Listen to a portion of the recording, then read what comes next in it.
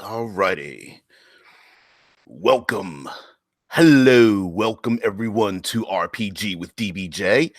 And welcome to the first and probably many more of a page through deep dive, flip through review of Invisible Sun, the RPG.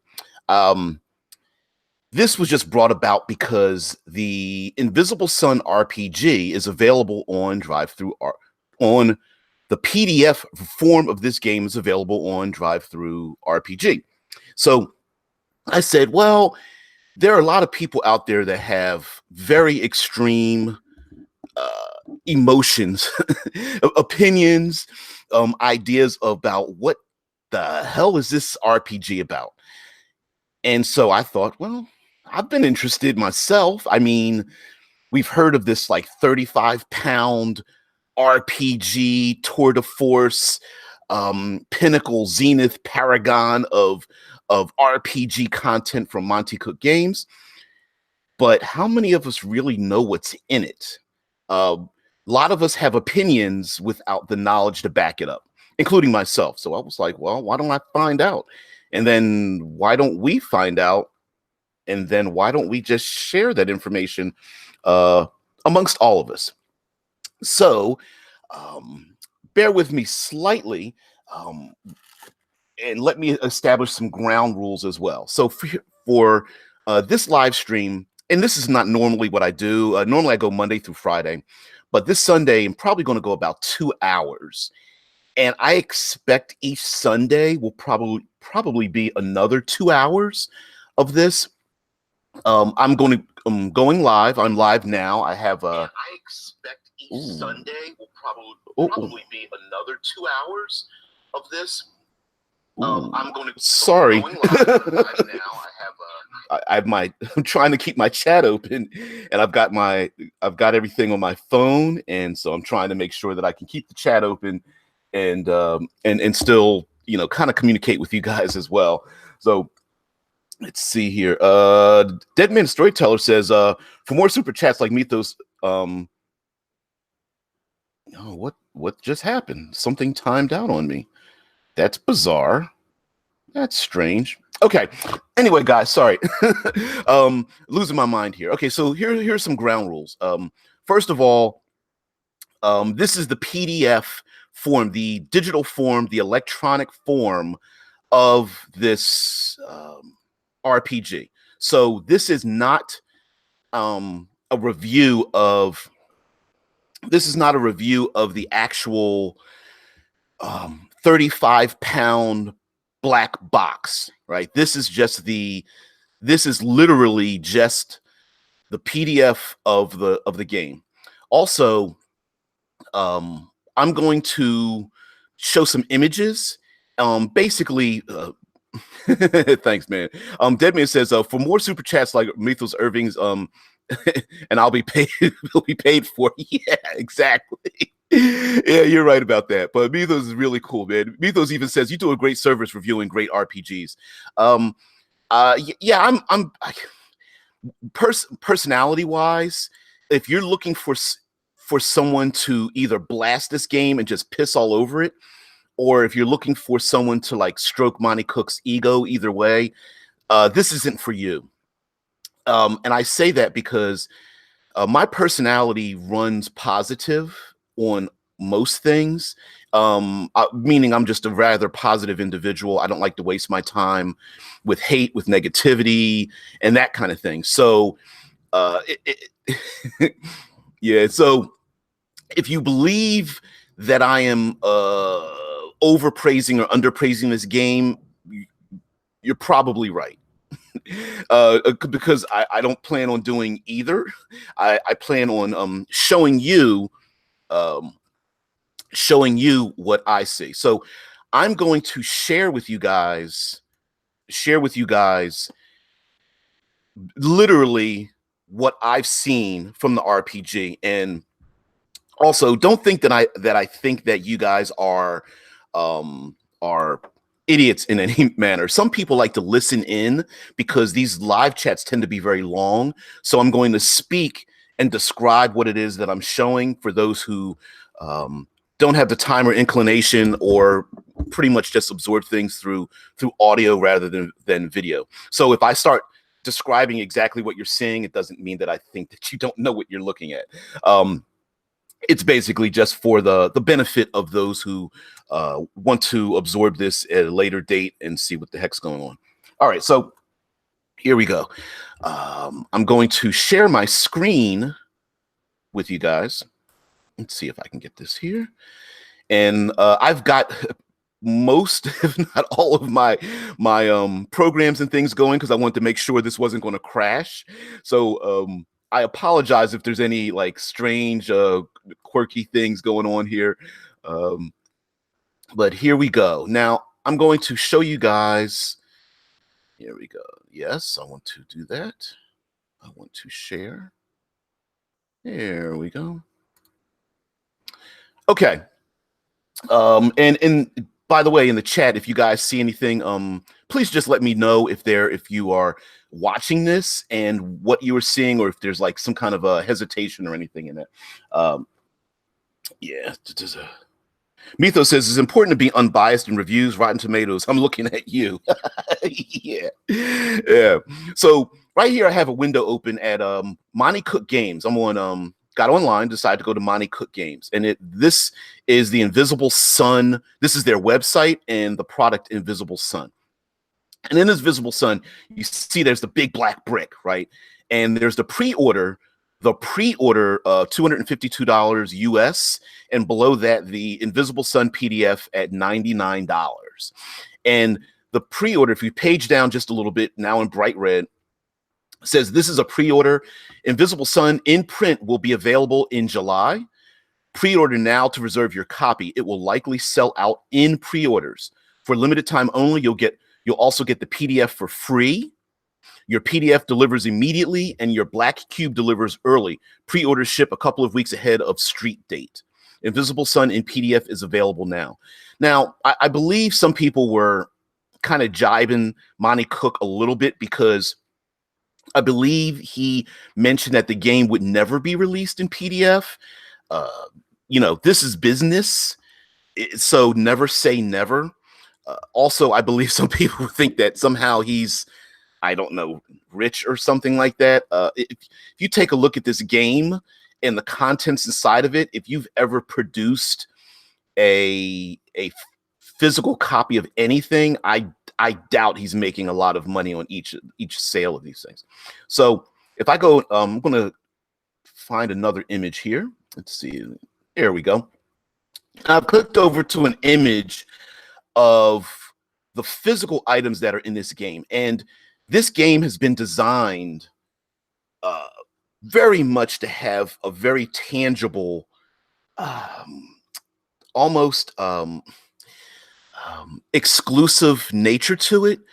Tons of handouts, tons of cards, maps, pre-generated characters, all those kind of things. And this image here is a display of everything that's in it. There's 4 books. There's a black cube in the middle. There are 4 books standing up.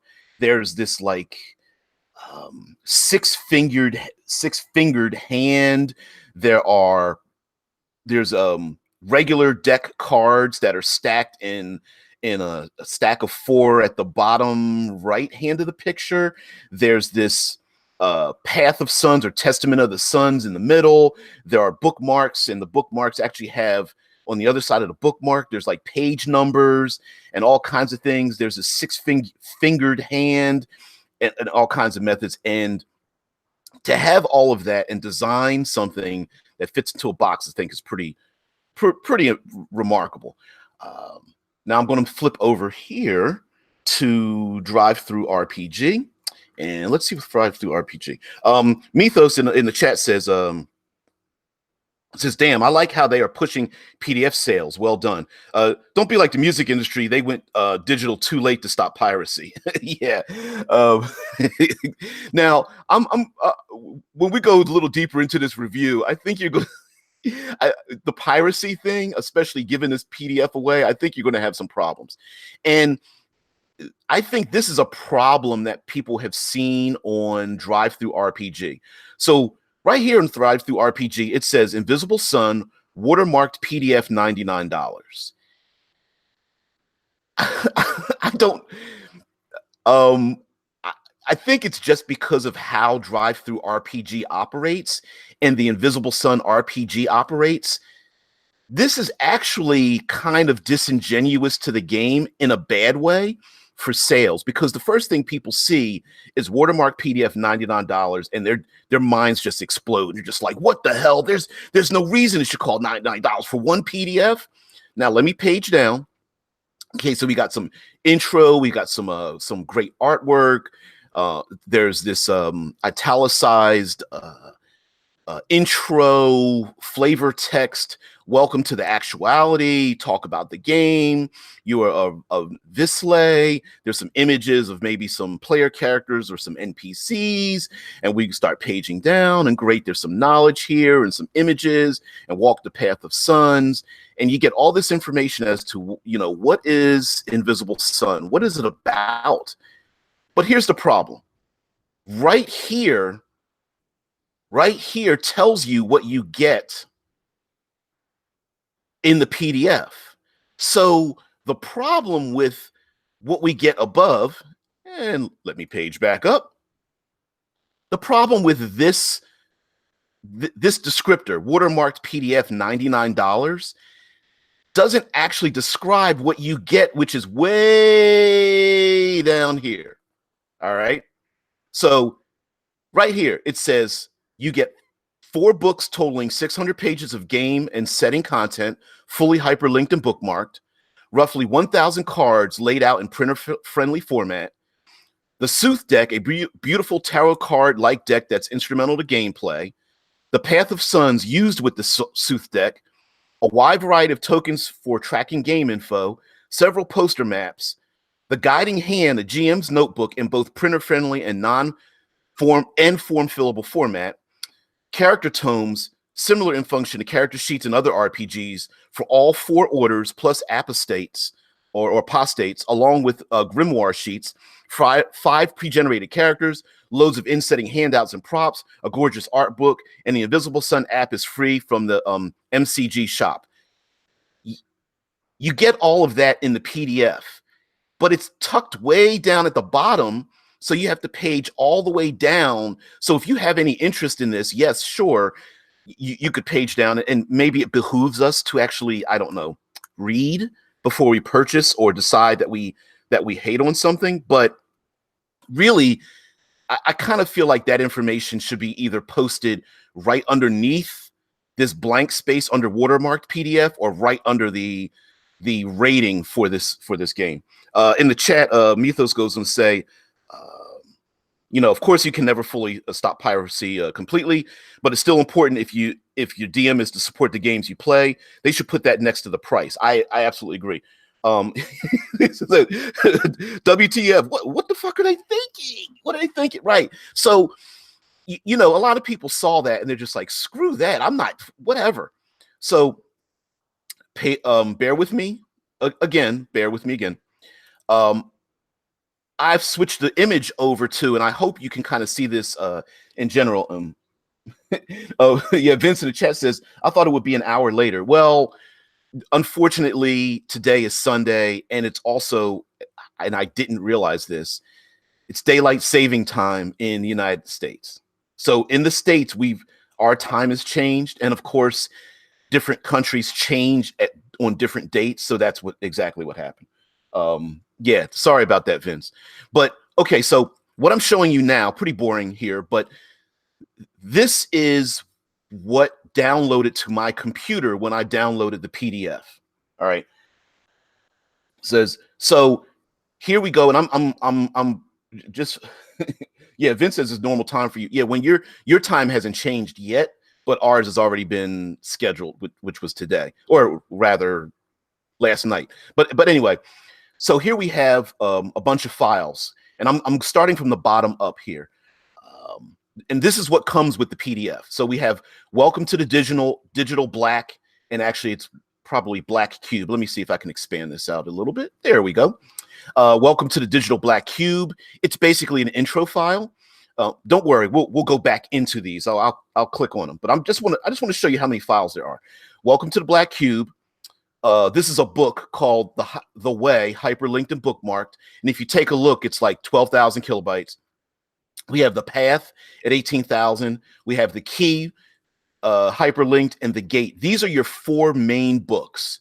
And actually, it goes in the method of the key, and it tells you how to read this. It goes key, gate, path, and way. All right, so those are your 4 main books that you'll be reading to even understand this game. The Welcome to the Digital Black Cube is like an intro file. There's the introduction to the game, and it basically explains. It's a small file that basically gives you instructions on if you want to print out so many of the tokens in the game.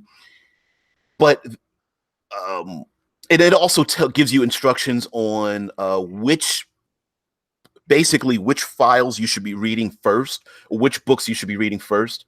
And then above that is a coupon. So if you purchase the PDF from like DriveThruRPG, there's a coupon for a discount to get the Black Cube. So no, kitty, don't bite on that. All right. So now up above this very first file, and I did this, on purpose. The first file says all the other stuff. So why don't we go into what all the other stuff is, right? So right now we have, I don't know how many files. I didn't even bother counting it. Vince says, at least I can join for a little while till my Blaze in the Dark game begins. Yeah. Thanks, Mythos. Mythos says, we're about to go to bed, but DBJ is more important. You're right. I think sleep is more important. But so we have here 1, 2, 3, 4, 5, 6, 7 files, but we have all the other stuff. Let's see what all the other stuff is. All right. So we have our Mac, and then we have all our other stuff here. Let's open that up. Whoa, wait a minute. Are these other files? So now we have ourselves additional books, bookmarks, cards, cloth maps, game board, GM's envelope, player's envelope, poster maps, props, punch tokens, a secrets envelope, right? Okay, so we have a bunch of this stuff. So let's start clicking some of these files. Now this all comes with the PDF. Let's click additional books. So we get the Art of Invisible Sun, the Guiding Hand form fillable file. Let's go backwards. Let's go to the bookmarks. So we have a bookmark file. Let's go to the cards. Whoa, we have 1, 2, 3, 4, 5, 6, 7 files. 7 files of all those cards. Now, I do want to tell you, the cards are an important part of the game. For example, there's the Ephemera Objects deck, the Incantations deck, the Objects of Power deck, the Sooth deck, the Spell deck, the Vance Spell deck. None of that is printed into the books, right? The spell cards are not in the books, and none of the art in the cards is in the book. Mythos, man, you're killing me with that. I love you, dude. I really do. Thank you very much for the super chat, man. Yeah, Mythos, I respectfully disagree, sir. If I slip into a coma, it's your fault. Well, may your coma be filled with one of the pinnacles of RPG creation. All right, don't worry, I will go into these files. So let me go back. So, by the way, these card files, let's take 17,000, 16, 29,000, 23,000, 28,000 kilobytes. I mean, these are big files. I mean, these smaller ones aren't, but so let's go backwards here. So that was additional books, bookmarks. That was the card file. Cloth maps. Let's take a look at that. We've got 2 of those. So those are all the maps, the cloth maps and the Path of Suns maps in there as well. You're awesome, man. Thank you so much. We have the game board. We had a game board file. All right. We have ourselves a GM's envelope with, starting at the bottom, 1, 2, 3, 4, 5, 6, 7 files, plus pre-generated characters. Let's see what that's about. We've got 1, 2, 3, 4, 5 pre-generated cards and the pre-generated characters for tablet use. All right. So then we have that was the GM's envelope. Now we've got the player's envelope with 1, 2, 3, 4, 5, 6, 7, 8, 9, 10, 11 files for that. All right. We've got poster maps. Big, there's a file for that. It's not too big, 9,000.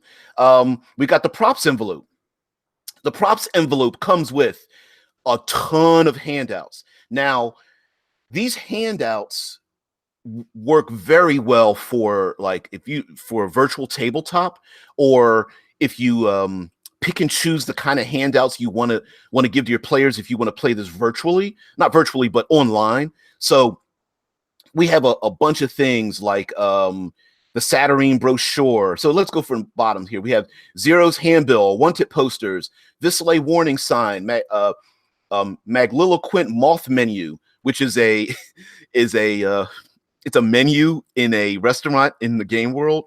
But anyway, all of these things are player handouts in the physical form that you have digitally. And so you could bring these up maybe and put them either in a virtual tabletop or as images that you want to do if you play online.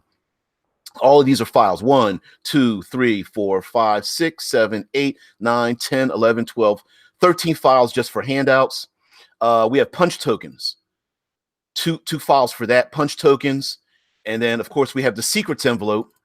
And the secrets envelope literally is sealed in a black envelope with a wax seal in the game. All right.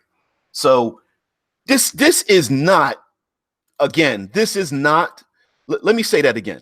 This is not a single $99 PDF.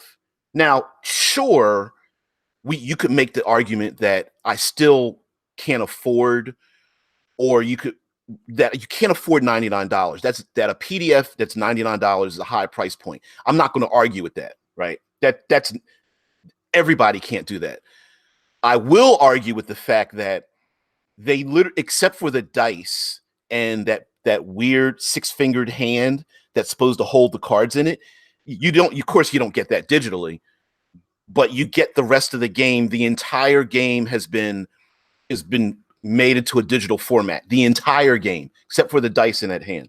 In the chat, Vince says, I posted an old transcript from the alternate reality game for Invisible Suns I made back in the day in Discord. And definitely share that in the Discord as well for the Invisible Sun. Mythos says, damn, they give you all that? Yeah, totally worth $99. I may have to try this as well as Riffs. Who knows? I could do that.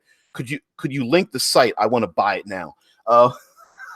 They won't let me link it, but if you literally go to drivethrurpg.com, it's on the first page. It's like the second highest selling PDF out there. Now, listen, guys, don't get me wrong.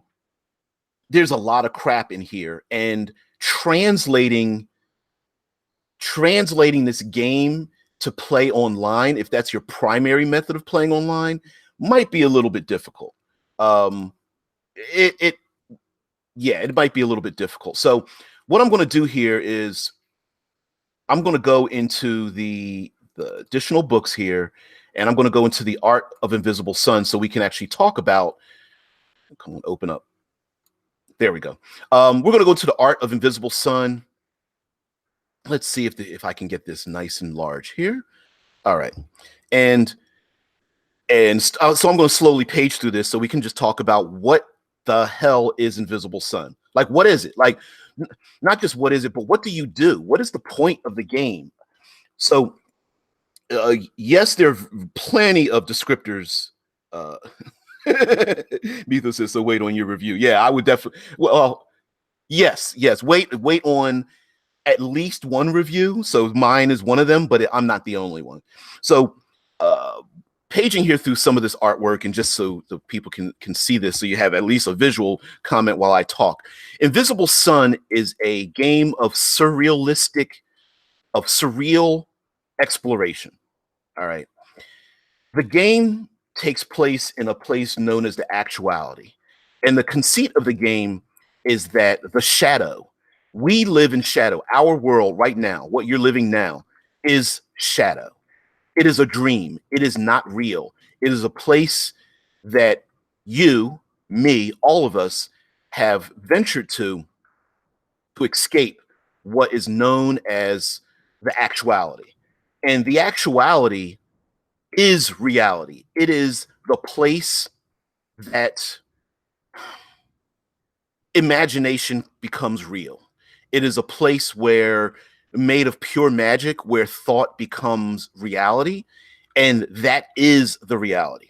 Now, the word invisible sun comes about because there are a number of suns, and yes, they are essentially invisible. They're in the sky. But because this is a surreal game, those invisible suns also shine within each individual. And you play a character known as a Vislae, Vislae, a Vislae. And Vislae are people who wield magic. They shape the reality around them.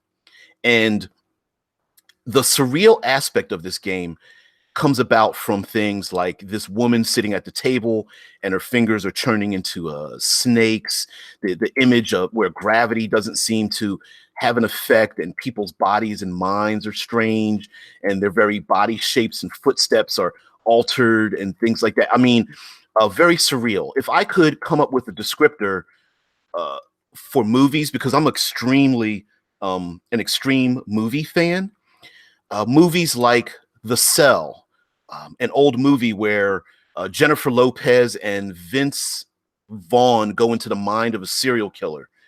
The movie Where Dreams May Come, the movie Inception, The Matrix. Those styled movies are, for me, what come to mind when it comes to the aspect of what this game is. And if you take a look at this, this is not necessarily medieval. This is almost Dali-esque artwork wise. I mean, even here you could see like the awning is dripping down a little bit. It's raining keys. There's a, what is that, a slug or something in the background, and there's like demons having a drink, and there's someone's got an umbrella with tentacles hanging off of it. It's very, very odd and very strange. And there's shadows and corners and things. If you are into horror, if you're into introspection, if you are into noir style gaming, this is probably the setting for you. If that's something where you don't, if you're not into exploring the outer world and the interior, the self, this isn't really the game for you. So what do you, let me get back into the chat a little bit here to see what's being said. Yeah, it's literally raining keys. Yes. Yes, it is. Mythos says, what you're saying, DBJ, that I can dodge bullets? The answer is yes, especially if those bullets change into butterflies, right? And Vince says some of them can be very valuable. As a matter of fact, many of those keys are very valuable. Yes. Dead Man brings up eternal sunshine of the spotless mind. Dead Man, you are absolutely positively right on. Anything that weirdly twists and shapes reality. I mean, even if you want to go towards Total Recall or the Bourne Identity, where it's about losing your losing your imagination, your memories, and trying to rediscover them and finding out that your lost memories are real. That's what this game is about. Now, the conceit in this game, the setting of this game, Vince says, no, what I am saying that if you are ready, dodging will not be necessary. That is absolutely right. Yeah. So in this game, you play a character who has escaped a great war. And this great war has ravaged the actuality. Most specifically, destroyed a city known as Saturnine in a land under the indigo sun. And you've escaped, you're Vislae, and you've escaped the shadow from this great war. The problem is, in your escape, you don't remember being in the actuality, but that's where home is. So you've left the shadow, this world, our reality, and you've come back home. You've come back to the place where you belong. You've come back to the actuality. Now, unlike Changeling, The Dreaming, the White Wolf game where you play Fae and you go back and forth between what you would say the waking world and the dreaming world. You don't play characters that live in and amongst shadow, right? The point of the game is the fantastical, not the mundane. So, but the conceit here's an in-game, an immersive part of this game setting. If your character cannot make it to a game setting, what's happened is that you've shifted from reality, the actuality, back into shadow. You've gone back to the real world. And the Vizsla, your player character, just is pulled into shadow and is pulled there by these tethers. And you're trying to shirk off the tethers of what our real world looks like and return back to the actuality. So you could be having a conversation with someone in this dreamlike world with a fish and dirigible in the background and flying eyeballs and tentacles around the corner, and someone selling newspapers with a fish as a head, and individuals and things like that in the background while they're standing on a pool table with a mouth in it. Yes, those things are real. Now, the conceit of the game is that when your player can't make it, it's because you've literally shifted out of the world and not decided, but you've returned to shadow. And maybe your character has decided to go back because of maybe there's something in the real world, maybe loved ones, maybe there's material objects you desire, and it's pulling you too hard. You've escaped from the actuality and it's someplace that you want to return to, but really you know, when you are able to return to the game, you've gotten your brain back. You're like, oh, you know, I've got my sanity back. I'm no longer in my cubicle, you know, doing my 9-to-5 job. I'm now back here in the place that I should be.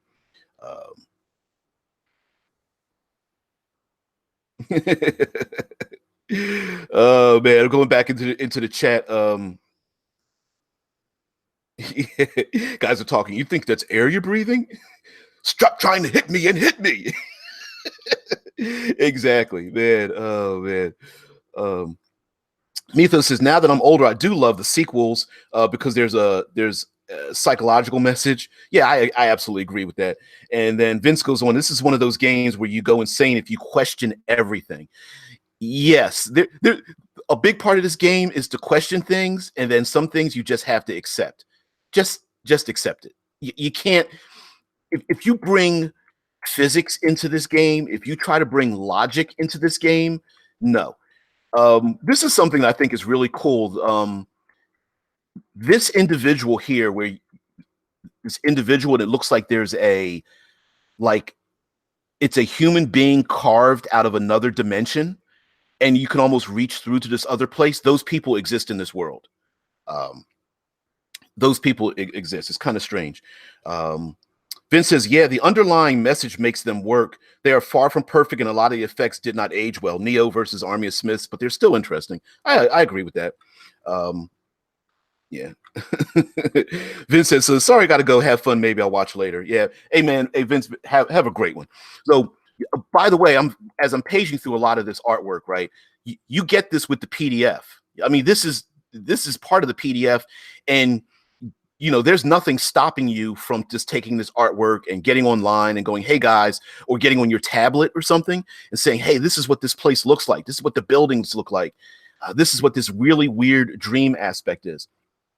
So you are player characters. You've escaped from this war. You took refuge in shadow. Now you've returned back to the actuality. So now what do? You don't remember it, right? So as a player character, you are trying to not only uncover what has happened, why did this war happen, who are the people in this war, those kind of things, but what part did you play in this war, if anything? Why did you escape?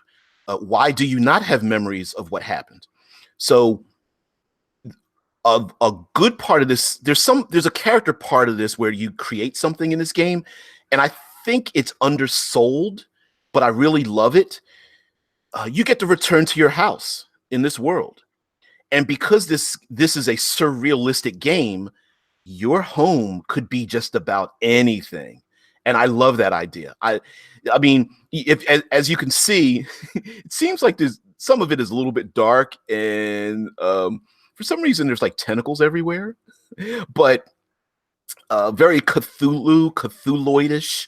Yeah, I love it. So in this game, as well as exploring the world around and exploring the world of the actuality in the city of Saturnine, and exploring the greater world of the Indigo and the other invisible suns, there's also an exploration of yourself. What secrets have you hidden from yourself? What secrets do other people hold? When you return to your house, and your house is absolutely positively probably an extra dimensional space. Inside of your home, there may be secrets, and what secrets are held there or were left there by others? What clues do you uncover? And of course, there's loyalty to special orders and some of your special powers and things. So yeah, I don't like body horror, and that's pretty nasty. Mouth covered, giant spider, peeling the eyelid open and about to take a bite. Nasty. Very, very nasty. So anyway, just wanted to give you guys an impression of what we have here with a lot of the artwork that we're going through. Let's get back into the chat. Mythos says, "How about I give you the finger, DBJ, and give you my phone call?" Interesting premise. It's pretty nasty, man. It's pretty. I love it, and the game does give you lots of instructions, I guess, on how to use many bits and pieces of surrealistic instruction. Yeah, that's nasty. Okay, so we're back here into the files. I'm showing you some of these files and such. I'm going to go into some of the other things, and so we can page through them very quickly. For example, the bookmarks. Let's open that up. Come on, see if this got a lot of windows open here. We're going to go here into the bookmarks, and the bookmarks you can print them out, and it gives you little instructions on using the bookmarks and how to use them. If you take a look at these bookmarks, let's expand this out a little bit. It gives you page numbers. So if you have the physical bookmarks, you can actually put the bookmarks into each book. If you notice the key, the way, it gives you the page numbers and references. So basically you can just put the bookmark into the page that you want, and then it gives you the exact location of what you're looking for. Now, part of me wants to give you a let's see if I can describe this. Pocket change or a $1 US bill, right? Here's what I mean by this game. This game is a full service game. It gives you everything, and there's a ton of terminology and background information and everything in this game, and that's both good and bad, because part of me wants to say to you, like, man, that's a lot of information, and then another part of me says, man, that's a lot of information. I love it, right? So no, I don't want to show you the cards yet. That's still too much. Let's go to some of these maps. So let's open this up. This is the city of Saturnine in the Invisible Sun, the city of notions. There are, of course, it details some of the locations, some of the names and conventions in this city of. It's not a city of dreams, okay? But for us living in shadow, it seems like it's a city of dreams. And detail some of the locations. Much of the city is destroyed, so the places that are not detailed in the map are all yours to explore, for you to basically go about, and it's your blank spaces, right, for your game. You could have anything in here that you want to fill in it. Do you want to have this like an Ansel Adams type of photographer kind of thing? Do you want it a MC Escher styled, cities and street signs and things like that? If that's the thing you want, then you can have it. Mitha says, you think this is too much? Mythos says, you think this is too much? Boy, I better prep myself for riffs. Yeah. The undersling, the abstraction, the alone. This game is daunting in how much you get, but at the same time, you get everything, right? It's a double-edged sword. So let's open up this file here. This is known as the Path of Suns. It's normally the cloth map version of it. Each of these circular locations is how the suns connect to each other. Each of the suns has a symbol and a color associated with it. Let's go out of here. Let's go to the game board. This is not a board game at all. Some people were misinformed that this would be a board game. It's not a board game.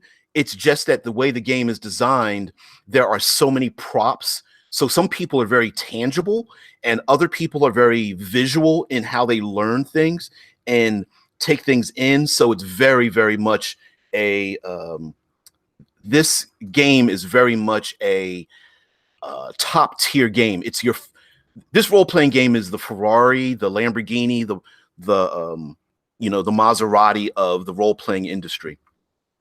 So let's go to poster maps. Let's go here. There's cloth maps. There's poster maps involved in this game. Mitho says, wasn't calling you boy. Just realized it would be taken. Dude, you're totally fine, man. I get it. Don't worry about that. Yeah. Thanks for your apology, but I don't accept it because it's not necessary. Under the indigo sun. Yeah. Nah. Yeah, no, you're fine. And anyone who even reads that and like takes that the wrong way, don't even try it. We're all fam here. We are all fam. Again, this is maps of this world. So here we have Saturnine. I'm circling here with my cursor here. This is Saturnine. This is out in the abstraction. Over here is the alone.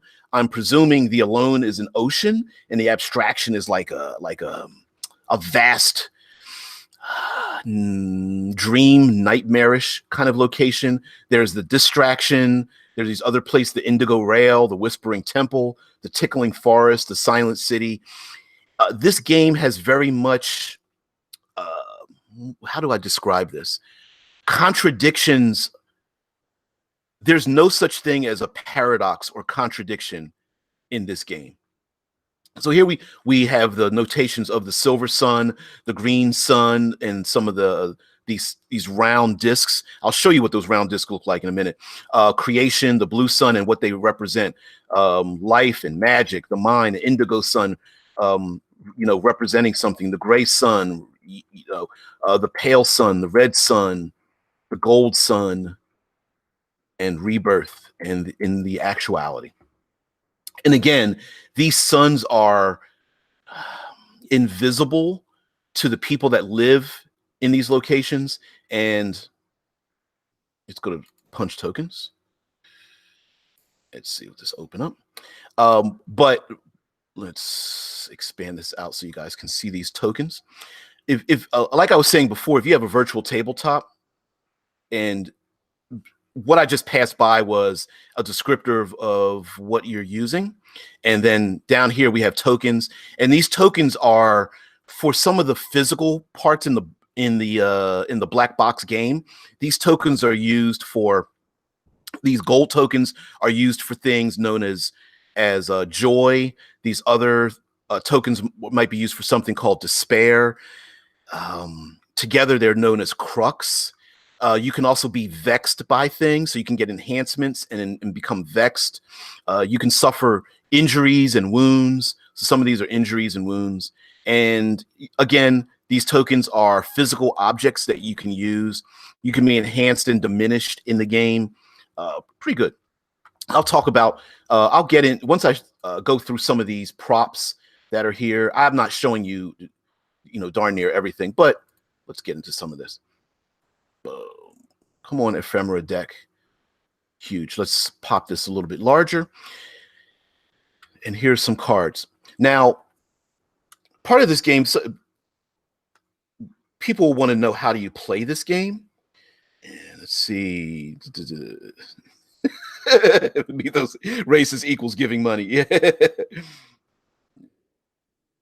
Oh man. Oh, go back into the Matrix. Yeah. Although I have to agree with Dead Man the Storyteller, I have to agree that Eternal Sunshine of the Spotless Mind, I think, is probably spot on. That one, and I love the movie, although it's quite depressing, is the Robin Williams movie, where Dreams May Come, I believe is what it's called. It's pretty interesting. So anyway, these decks of cards, ephemera cards, it gives you the front and the backs of them, tells you what they are. It gives you their levels and things like that. For example, this level 1 card says Animal. Let's see if I can highlight it a little bit. It won't let me highlight just the one card. Animal Visage is level 1. It takes the form of a pen that makes a single red mark. And when you apply this to your face, your head takes on the appearance of the head of an animal of your choosing until the sun next rises. And it corresponds with the color gold. So you will get things in this game where, depending on the color of the sun, some of these magics are more effective, last longer, or are cheaper to cast because of the color of the sun. And most of these cards are run about 60 cards, 60 to 100 cards, and it gives you the front and the back, tells you how to use a knife to cut them up. You can even print them on cardstock, that kind of thing. So yeah, let's go to the far left. At Apotropic Talisman. It's a level 4, takes the form of a silver talisman. You gain +1 to all defenses against demons and spirits. The depletion of it ends automatically when the sun next rises, and the color is pale. And here there's a little bit of flavor text at the bottom that says, you'll find these for sale in quantity in particularly haunted or demon-plagued neighborhoods of Saturnine. And depletion is another thing in the game, as opposed to spell durations. You roll a die, and if you roll that number on the die, that's what happens. So maybe I'll start talking about some of these. We have incantations. Wish this was a little quicker so I could just pop through them. Let's get this a little bit bigger. We have incantations, and there's a deck of cards. The good thing about the physical cards is that you can hand out the physical cards to the players that are using those cards for their player character. So it's not that you pick them randomly and you have all access to all of them. As you gain levels and you gain more abilities, you're able to use those things. But you could hand them out to the players, and each player could be in charge of their own thing. So you don't have to keep handing over a rule book to them. You can just hand over the card. And what method you could use digitally is to basically cut and paste basically the card, and you could cut and paste them into like a digital format, or post them maybe into like an email or a Facebook group or something like that, just for that player. Or even if you have pre-generated characters, you could do that as well. Or if you're giving something away, as opposed to wanting to print out each and every one of them, you might want to capture a small portion of it and just post, have it post up there while you're playing the game. So we have Objects of Power. Oh, let me show you the Sooth Deck. Sooth Deck is pretty interesting because the Sooth Deck is a deck of cards like tarot cards, but they're not square. They are round, and they have everything to do with the invisible suns as well. Oh, your Pocket GM. Hey, what's up? You're not late. It's daylight savings time here in the States, so whatever. Doesn't matter. You guys are all right. So here's the Sooth deck. None of the art on the deck of cards is repeated, but they operate in a number of ways. So at the very top of each card, there is a name. Like to the left, it says Hidden Moon. I'm using the left circle. So here it says Hidden Moon at the very top. The very bottom of this card, it says Gray. And then in another form, it says Indigo. And then to the left, it has the number 1. And to the right, you see this four-pronged image, like a swirling blade or something like that. All these squares make a circle. Yeah. These cards are like tarot cards, and the images are actually quite important inside of them as well. The animals, the images of the individuals in them, and the numbers all have something to do with something else. So, and like tarot cards, we have like this woman here to the left, we have compelling voice, and underneath it says invisible, and it has the number 2.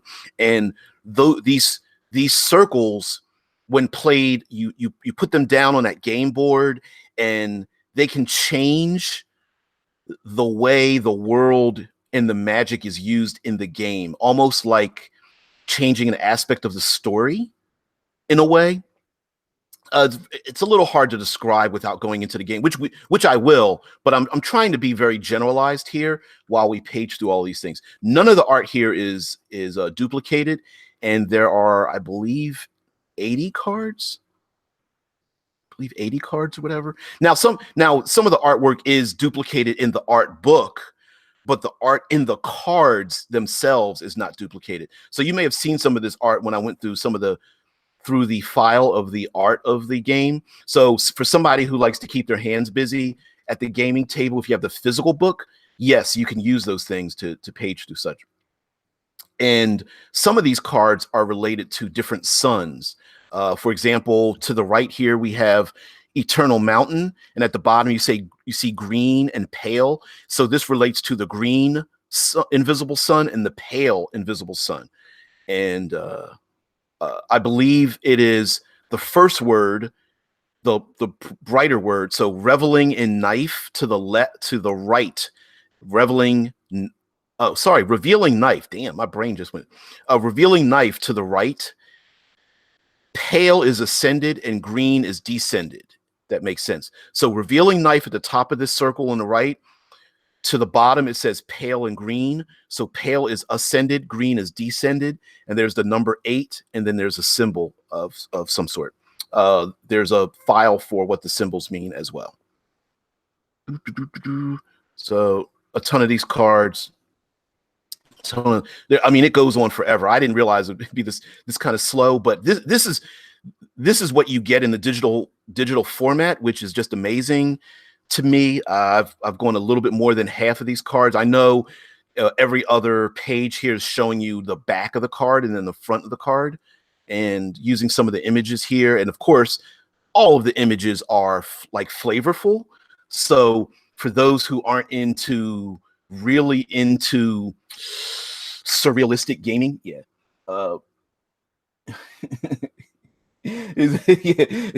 Mythos is glad you got the reference, DBJ. Poo-poo dropped a little gallon of ISD. You're silly.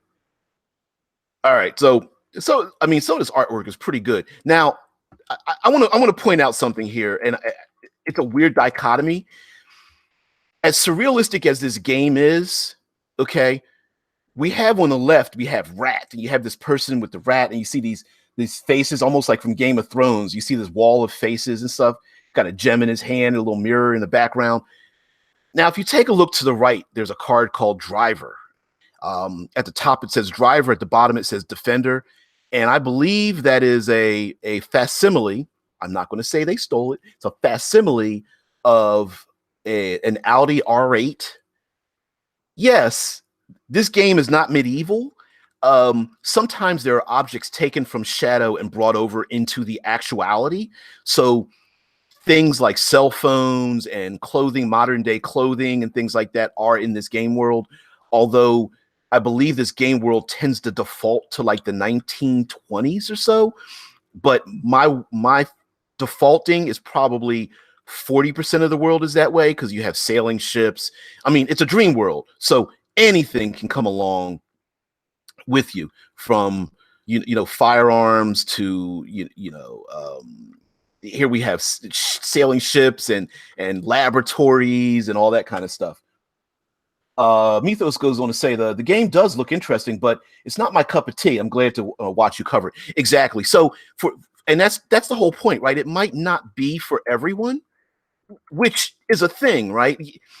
I mean, punching out $100 for something and you don't know what's in it can be a little bit daunting. So it's like, I don't know. It's like, if it's not for me, maybe even my players are like, that's a hard sell. And you have to learn all this stuff too.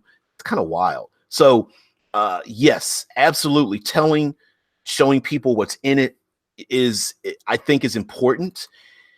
It may not be what those individuals who want to keep this game exclusive would prefer me to do, but I think it's important that people have the opportunity to see what is available in a PDF and make up their own mind. And maybe a bunch of people are like, hey, look, there's 4 of us. I'll give you $25 and maybe we can buy it and then go for it. Again, I'm showing you decks of cards. Let's go to the very far left. Abandoned Resolved is a spell card from the spell deck. It's a level 2. It gives you +1 die. A close being decides to stop their current course of action. They cannot take the same action they just took when I cast the spell. And the depletion is 0. Check each round and the color is blue. So going from bottom up, if the current sun is blue, the spell is more effective. It has a depletion of 0. I'll talk about what that means because I'm going to talk about the die mechanic in a minute. And basically the way things are worded in this game, it is worded from your point of view.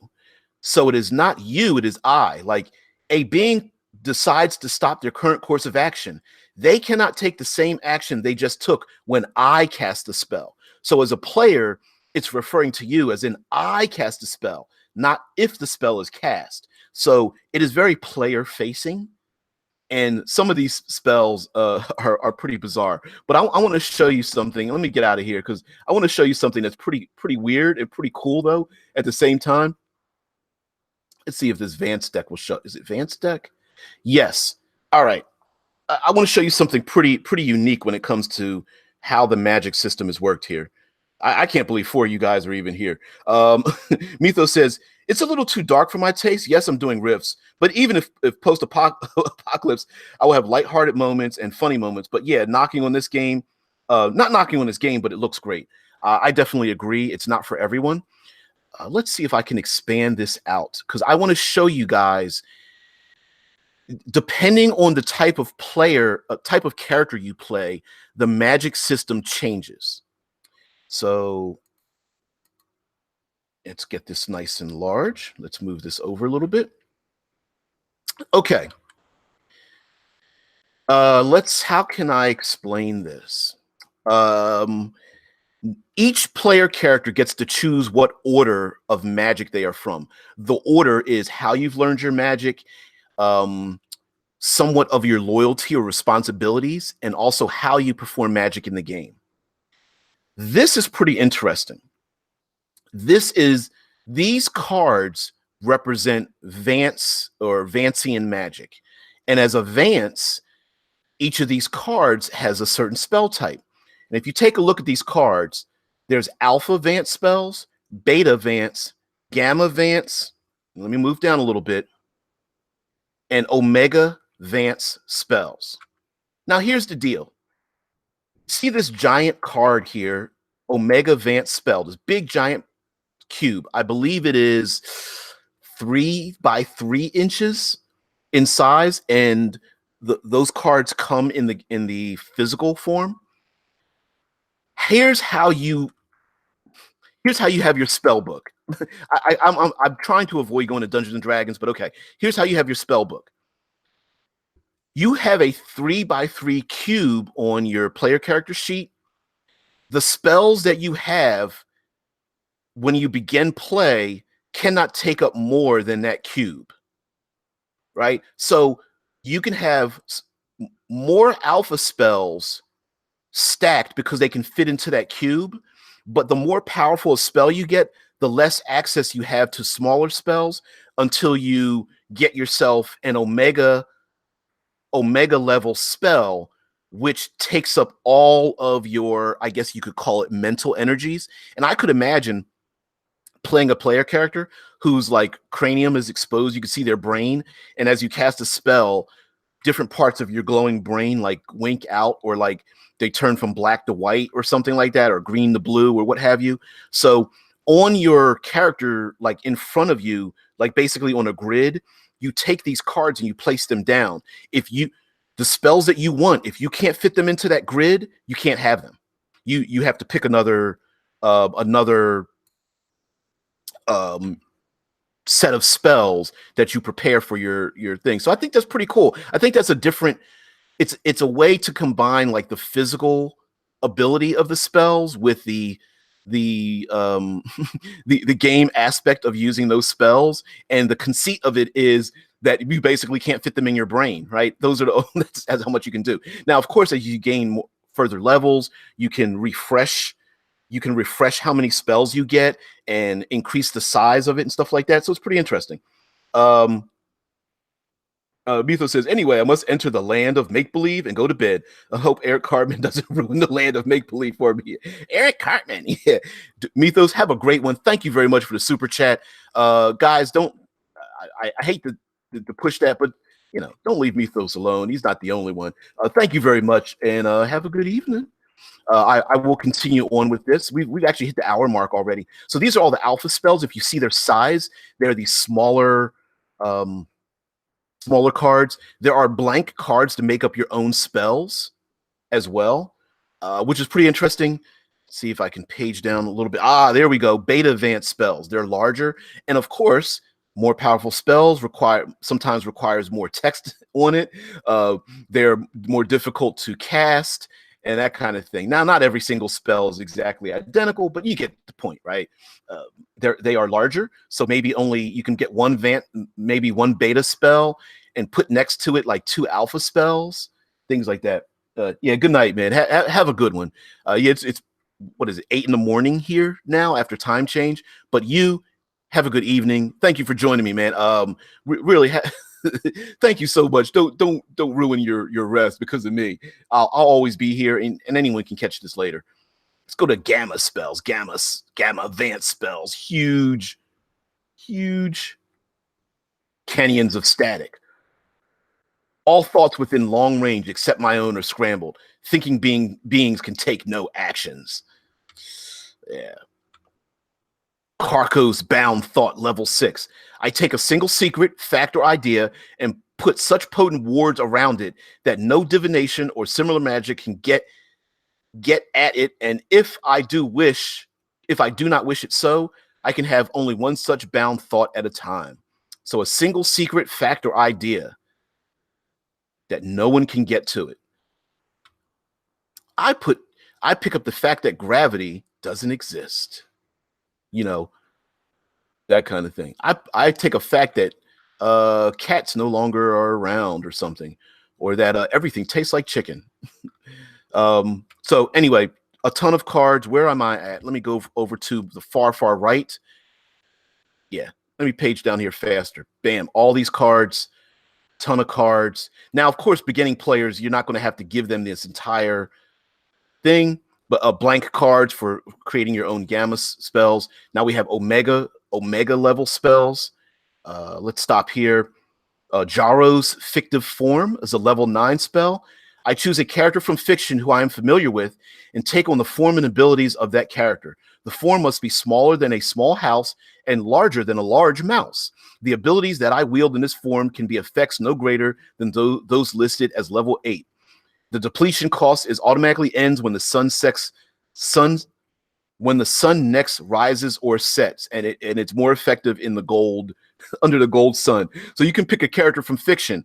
You can't. I was going to say Godzilla, but it's got to be smaller than a house. So let's see. What's a cool character from fiction that's smaller than a house but larger than a mouse? I don't know. A Gundam. I don't know, Neo, Superman, um, uh, from fiction. I'm about to pick real people. I was about to say Bruce Lee. I can't pick Bruce Lee, but you could probably pick a character from a movie. I picked John Wick. So anyway, let me get on out of here. I'm paging through a lot of things. We really need to get into the game mechanics of this. So because of this, you know, first hour. Oh, let me go one more time. Let's get into some magic one more time with the uniqueness of some of the magic cards. These are the Weaver aggregates. If you play a certain type of character, you have Weaver aggregates, and this is like for the player who, for the Vancian magic player, the person who wants specific spells that do a specific thing, and they have specific spell slots. What I just showed you before with the certain cards, the smaller cards being simpler magic, the larger the card, the more powerful the magic, and it takes up more space or room in your memory or in your soul to get that magic, to harness that magic. Instead, Weaver aggregates are freeform magic. Okay, so in this essence of freeform magic, in the beginning player, you end up picking two, and as you gain more abilities, you get more of these cards. And what happens is, let me see if I can increase the size of this right here. Increase the size of this. So in Weaver aggregates, what happens is you pick two cards, and then you can, on the fly, shape spells that are conducive to the aggregate you've picked. So for example, to the left here, we have blood, and to the right, we have challenge. And so if you have magic that is of blood and challenge, it says here, blood is the essence of life and strength, representing health and energy, but also family. And then to the right here, it says, challenge stands in our way, offering barriers, struggle, and lack of understanding. But despite all that, or because of it, it gives life meaning. So you can create, reading these qualities here, and then under blood, and qualities under challenge, right? You can cast spells that affect the following: health, strength, vigor, thirst, energy, wounds, family, ancestry, obstacles, contests, battles, mysteries, understanding, and purpose. So you can shape a spell and tell the GM, hey, listen, I would like to cast a spell that increases the strength of one of my allies, or I would like to create a spell that uncovers a mystery, or I would like to create a spell that makes me more effective in battle, maybe making me resistant to damage or something. But there's also absences here, and absences under blood and absences under challenge. Okay, and what that means, let's see if I can make this a little smaller. So what that basically means is that you cannot use magic and you cannot cast spells that deals with any of your absences. So for example, if you are a person who's picked blood and challenge, you cannot cast spells that have anything to do with, and your limitations are things that deal with the dead or the undead, that affect metal or stone, that are part of timidity, basically meaning that you look timid or cowardly, probably. Under challenge, you cannot use spells that avoid things, or that affect movement or health. So I was wrong where I said you could move faster in battle. You cannot do things that affect movement, health, avoidance, timidity, metal and stone, or the dead or undead. And so if I shrink this down a bit, a little too small there. Under Weavers, there are a ton of cards, and you get to mix and match two cards as a beginning character. And as you gain more abilities, as you gain in levels, you can start to mix more and more of them, which gives you more options to mix things, such as if you mix Moonlight or if you mix infinity into your capabilities, or even if you mix some of these others. But it also means you gain more absences, and the more absences you have, the more tricky it is going to be for you to cast some of your spells. Because if you pick something like, let's move down to the far left, sleep, thunder, and the tower, that means your spells cannot affect action, movement, clarity, subtlety, stealth, gentleness, movement, freedom, or destruction. So you've got to avoid all those things, but you get to use all the other things above it. It's kind of tricky, but it's kind of cool. And so I can hear some people going, I don't want to do that. Like, that sounds too complicated. Well, that's kind of the whole point, right? You don't want to play a weaver, but there are some people who are very, very creative in their spell casting type of thing. And they are individuals that really dive into that.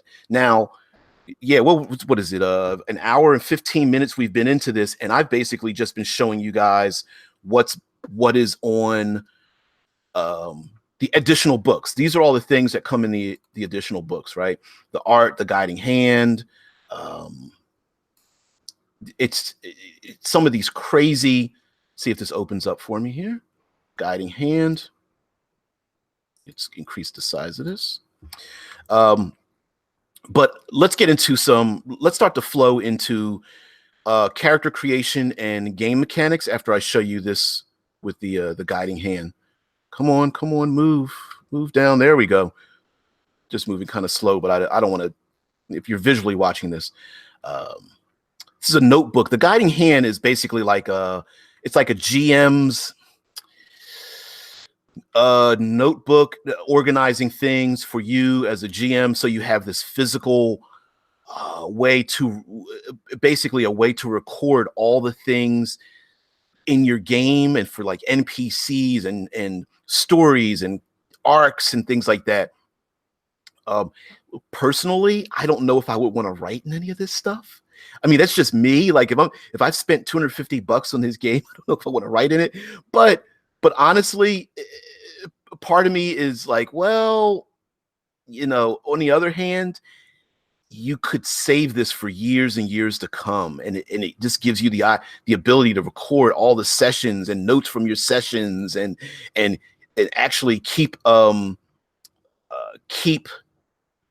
details of what's going on for your different games and stuff. I mean, I don't know. I'm torn about writing in my books, but that was the guiding hand, and there's a form fillable version. So you have one that's built for an adventure, and then you have a form fillable one that's completely blank with everything. So you have ones that already have something, and then ones blank. So let's get into the actual game. So here we have the introduction.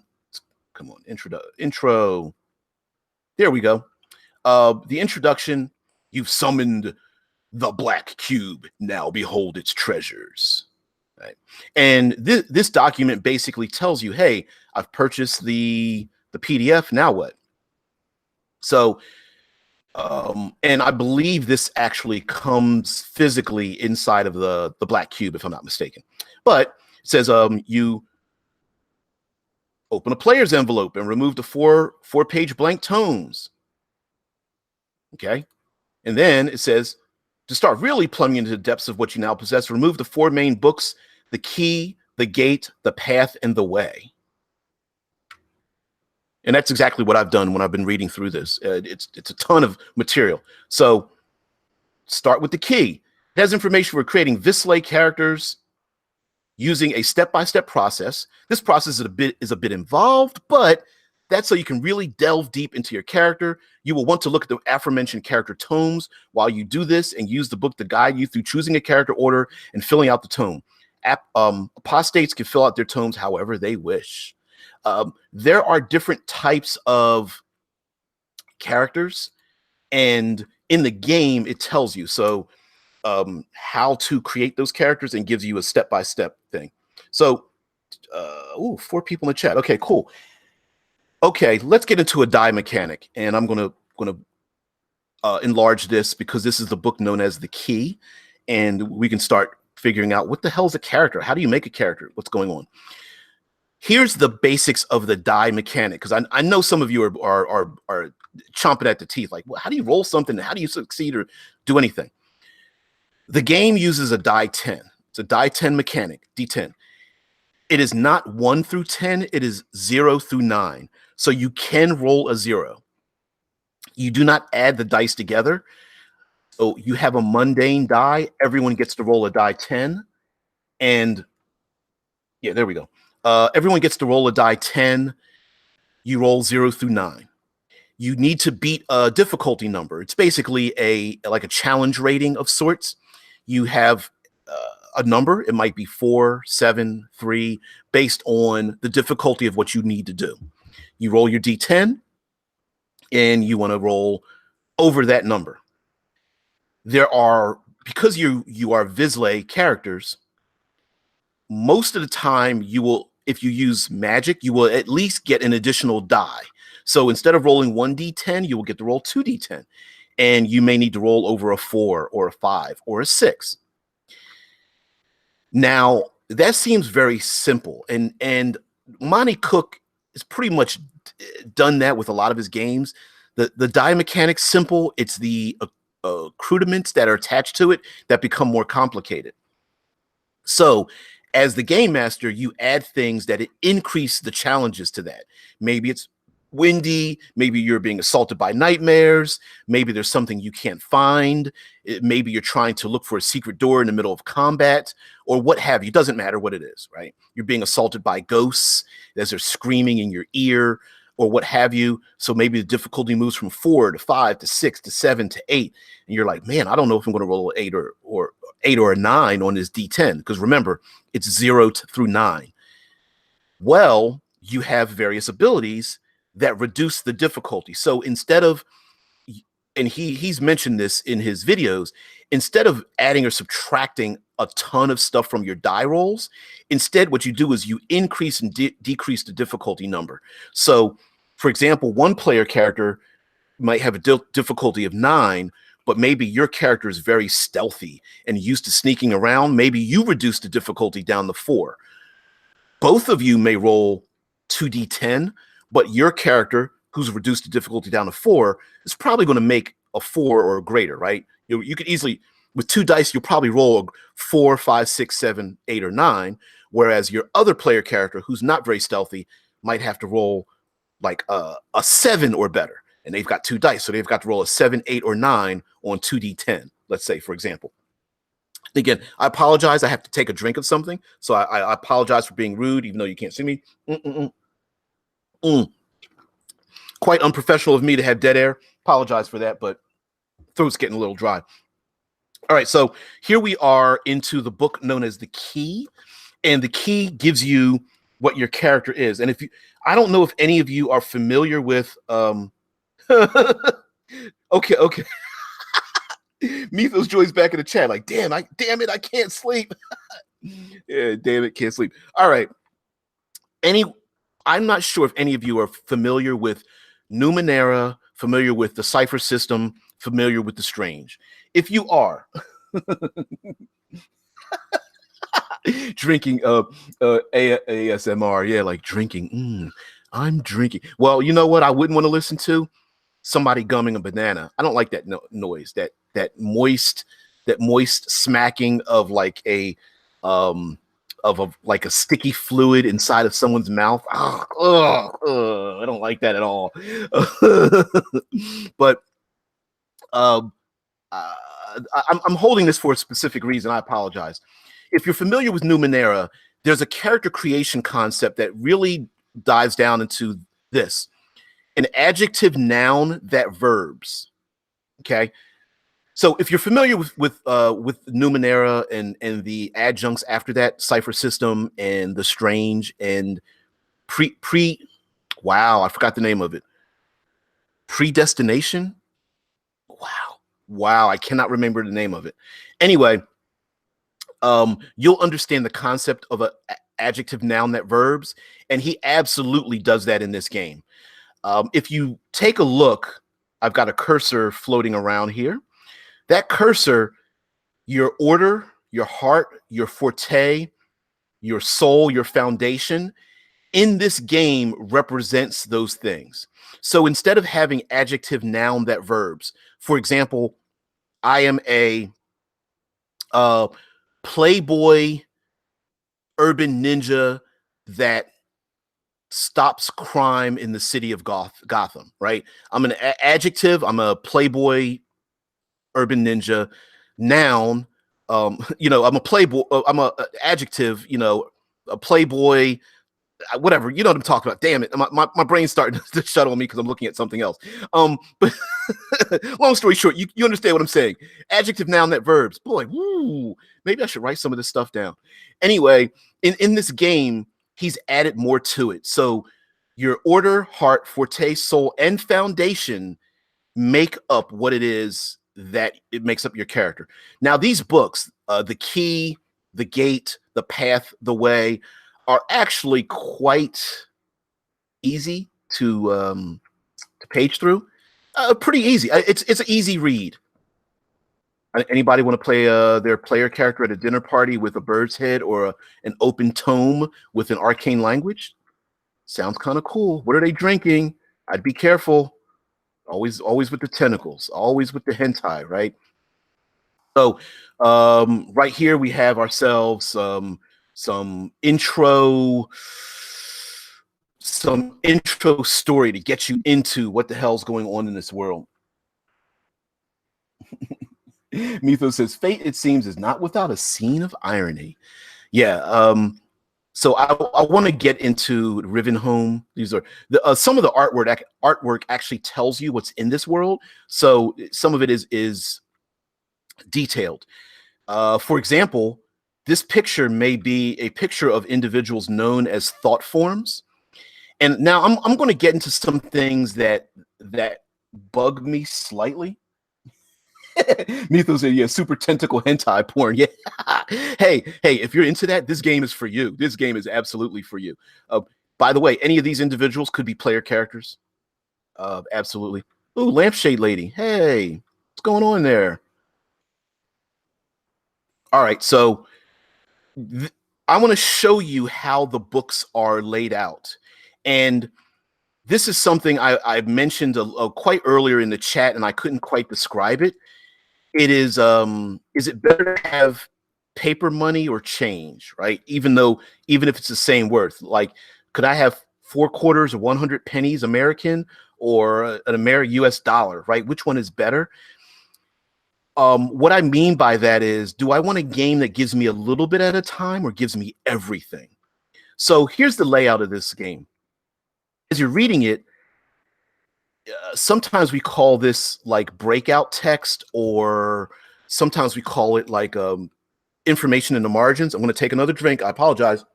There we go. As you're reading, a lot of this information is hyperlinked. So, for example, to the left, it says, who are the player characters? Player characters are, here we go. Player characters are mages, sorcerers, adepts, people who practice magic. Collectively, you call yourselves Vizsla, which refers to the steward of the, oh, you can't even see the word, invisible, well, it's funny, invisible sun, Visla. To most, Vizsla means children of Vizsla, and this name comes from the recognition that anyone who uses magic owes fealty to and knowingly or unknowingly relies upon Vizsla and the invisible sun. Vizsla call non-Vizsla nons. It's not meant to be insulting. Well, not much. All right, so we already started with the first paragraph, and right here in the middle, it's the path. So if you open, so I've opened this file I've opened up is called the key. If you didn't understand what the hell, like invisible sun, what does that mean? Vizsla or Vizsla? Who's that? Shadow, actuality. So in the middle, it tells you, okay, here's a reference. Go to the book, The Path, look up invisible sun is on page 62. Vizsla, she's on page 62. Shadow, what does that mean? Where are we living? Page 52. Actuality, page 5. So as you read, this is down the center of the book.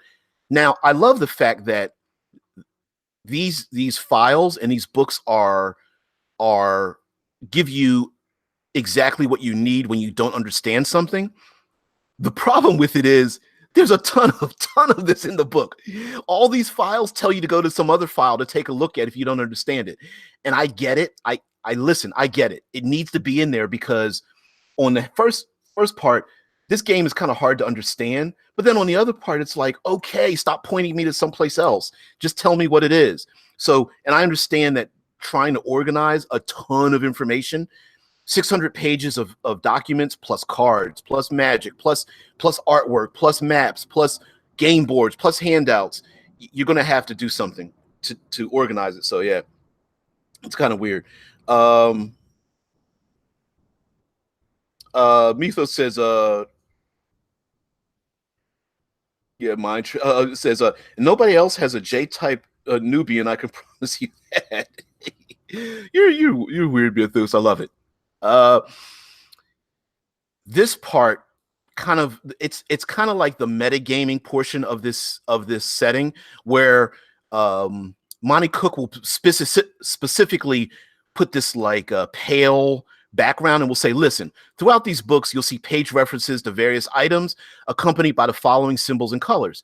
These are page references to other books within the Black Cube, where you can find additional details about that item, place, creature, or concept. It isn't necessary to look up referenced items in the books, but doing so will provide useful information for character creation and gameplay. So essentially, once you learn the game, you won't need to, or you become familiar with the terminology, you won't need to keep looking up that stuff. But in the beginning, it's like flip, flip, flip, page, page, page, hyperlink, hyperlink. And that's the kind of things that you will start to confuse you. So, trying to keep the chat open here for myself. Yeah, Thug Life, what up? Yeah, OG gangster or original geek. All right, man. Where my dogs at? They in actuality. All right, so in the key, we have what do you do, the people, things like that. And each portion of this basically walks you through what the hell is this game about? What do you do? Where do you go? And what do you do? He goes on to say, in the broadest sense, you're reclaiming and rebuilding the life you abandoned long ago. In so doing, you aid a city that is likewise being reclaimed and rebuilt. More specifically, however, you wield magic to discover secrets, gather influence, and amass power. So, essentially, what you're doing is you left your old life, your life in shadow. You've come to the actuality, and you're reclaiming the life that you had. Maybe there are people who remember you, but you don't remember them, which is why I brought up Total Recall. There's also relationships maybe you're trying to reconnect to, such as Eternal Sunshine of a Spotless Mind. There are worlds that you don't understand, even though you're trapped into this dreamlike world, such as What Dreams May Come. So there's all those kind of things. And then, of course, you have politics going on. You're trying to gather influence. You're discovering secrets inside of, literally inside of your soul, inside of the home that you left long ago, and trying to rebuild a city that you now live in, right? There was a great war and it destroyed much of the city, and you are a mover or shaker in this world and trying to rebuild things. Or maybe you're not trying to rebuild things. You know, maybe you want to bring the place down. Why was there a war? Are there enemies that you don't remember who hate you and don't want you here? And so those things are like mysteries that you start to uncover, and people may claim that they're your allies and they're lying to you. And so you gather together with your PCs, basically your friends. Maybe you knew them in shadow. Maybe you all worked in the same cubicle, right? Maybe you were all role players and you played at the same game table, and you all realized you woke up and arrived in the actuality, which I think would be perfect, right? You're playing yourself, but an idealized of yourself. I think that'd be awesome, right? You don't have to play yourself like, oh, my strength is a 3 or whatever, you know, whatever the hell that might be. You can play yourself as in, hey, I'm a dark ninja that steals dreams from people or something like that. Mythos says, in RPG, some places won't take your money, as in and the DM, you can add that to your game. Man, it talks about money, and it's really weird. So anyway, the people in this city, besides humans, there are many other peoples that live in this city. Right, the most common, but still far less numerous than humans, are the Elderbrin. These shape-shifting beings are, by human standards, a bit flighty and prone to strange fits of fancy. So they're shapeshifters that called Elderbrin. There's also another even more rare people are the Lacuna.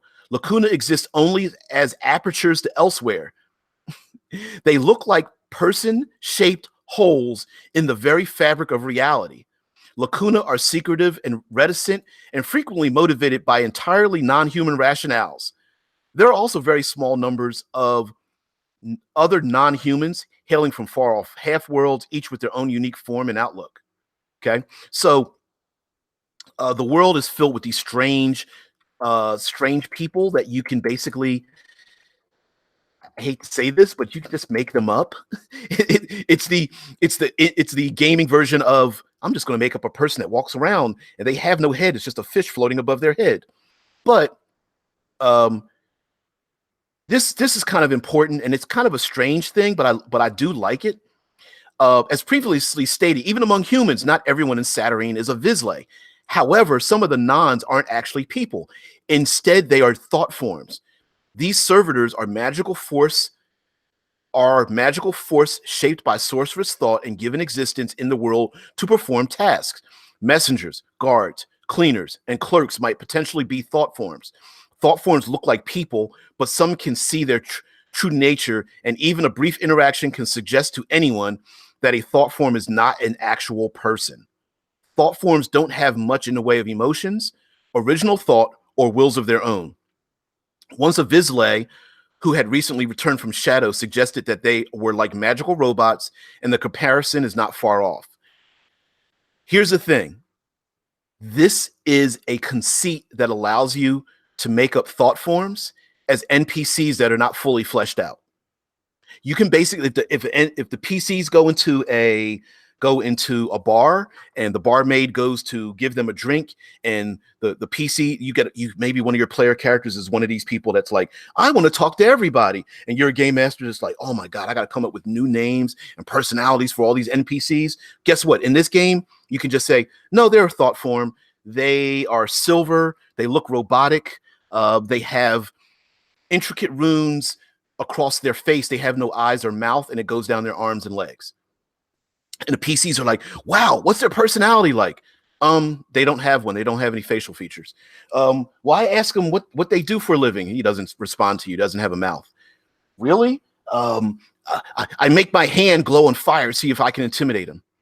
It doesn't look like he's intimidated because he doesn't even see you. He's just serving food, right? It's a conceit that I think is kind of cool, but kind of strange, and it actually is part of the world where, you know what? I don't have to come up with NPCs for everybody. They're just thought forms.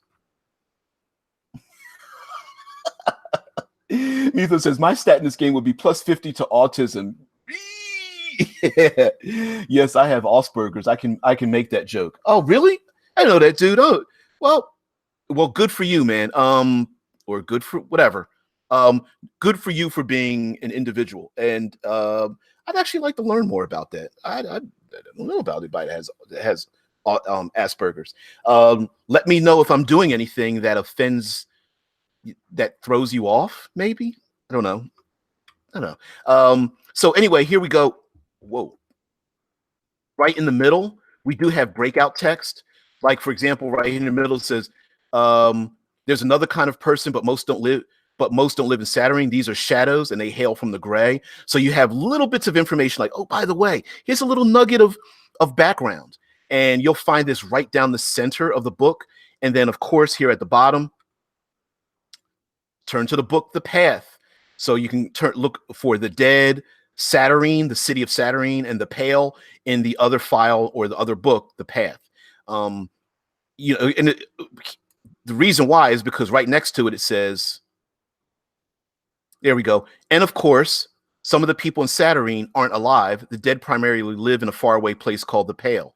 but some take up residence in Saturnine. While most of these take the form of ghosts and wraiths that haunt a great many locales, a few inhabit corporal bodies or and live, well, exist, work alongside the living. So yeah, kind of cool. Now we have different things like structures in and around the world. What is about structures, institutions, again, breakout text right down the middle. There's things like the Deathless Triumvirate who control the city. There are, let me go back up to structures, things known as hate cysts, hidden in the ruined expanses. So there's dangers in going into the ruined parts of the city. So this is basically giving you like, oh, by the way, here's some information. So you could almost give this book to the players as the key and then keep the path for yourself. So it's just giving you a little hint like, oh, here's a little nugget of information. Here's how the world works. Again, here's the breakout text right in the middle. Turn to the book, The Path. It talks about hate cysts, talks about the Deathless Triumvirate, talks about the Gerent or Garant, talks about the Tha, talks about the Magisterium. The Tha, Thah, are like they are like the military police of the city to keep things in order, because they remained in the city to keep law and order when you as a player character left and escaped during the war. And then there's the Magisterium that oversee the 13 secret souls of all the inhabitants in the city. Very strange. All right. And then we have ourselves the different orders. Those orders you pick for your player character. There are many schools of magic.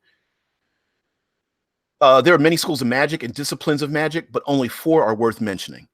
So the orders of magic are, the reason why they're only worth mentioning is because those are the only ones you can play. I suppose if there's expansion to the black box, which I hope there isn't, you can pick other other orders of magic. Or if you get to learn the game, you could reskin the same orders of magic as something else. But anyway, there's different orders of magic. So there's the order of the Vance, the order of makers, the order of weavers, and the order of Goetica.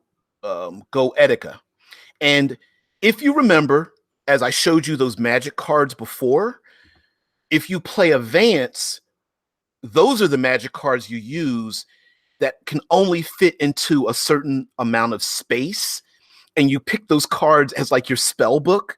And those are the spells that you gather before each rest. I'll tell you, that's going to get into another review when we get far deeper into the mechanics of the game.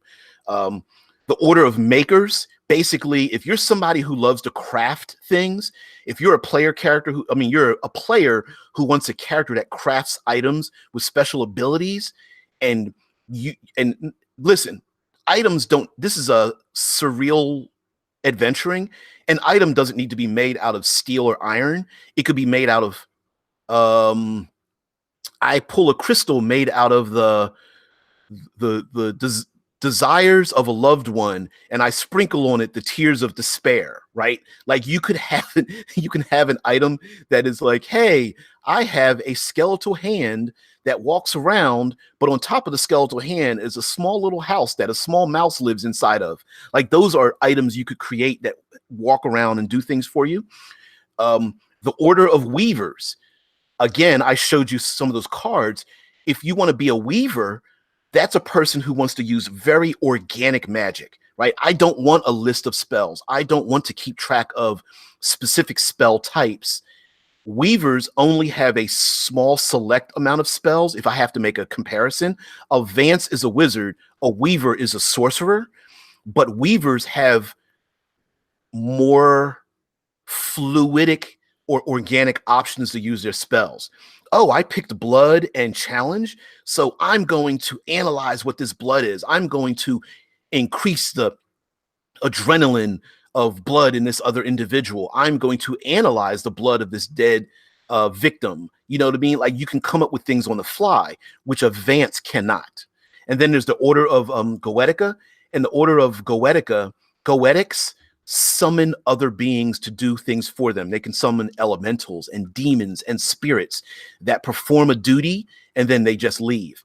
And of course, you start out with very simple instructions and small spirits, and then they grow larger. So you're basically a combination druid and summoner, and those are the 4 orders of characters.